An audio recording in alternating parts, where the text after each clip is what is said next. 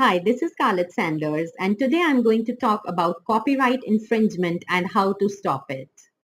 The open rights groups believe that all citizens should have as much access to knowledge as possible on the internet at no cost to the consumer, and that any further restrictions or regulation would be counterproductive to that goal. The creative industries community would argue that without such new regulation from governments, they are on a slippery slope to disaster, as all music will effectively be free and that music will be regarded as having no real value. The music industry would argue that this will undermine the entire creative process and remove the incentive for authors and performers to create new works and recordings, which are the bedrock of a nation's culture. Some countries have introduced or are considering the introduction of a three strikes and you are out graduated response law, wherein warning letters are sent out to consumers who engage in the downloading or streaming of unauthorized music files.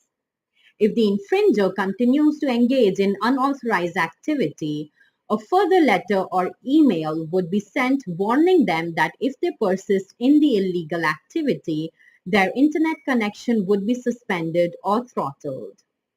Throttled means that their bandwidth will be reduced so that the connection becomes slow and only adequate for text emails.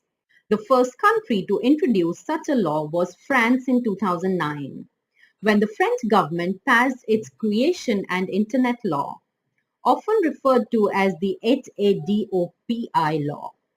The HADOPI or HADOPI is actually the name of the French government agency charged with administering the Creation and Internet Law. HADOPI sent out their first letters in October 2010, according to Music Ally, and based on HADOPI's own published statistics, up to the end of 2012, 1.15 million first warning letters had been sent out and 1 lakh second letters.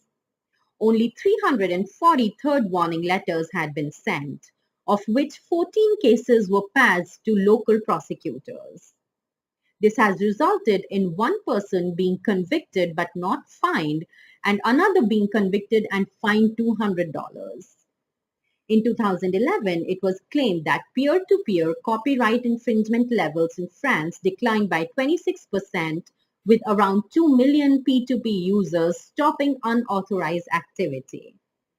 The running costs of the French Hadopi operation for 2012 were 13.5 million US dollars. I'm going to talk more about this subject in my next post.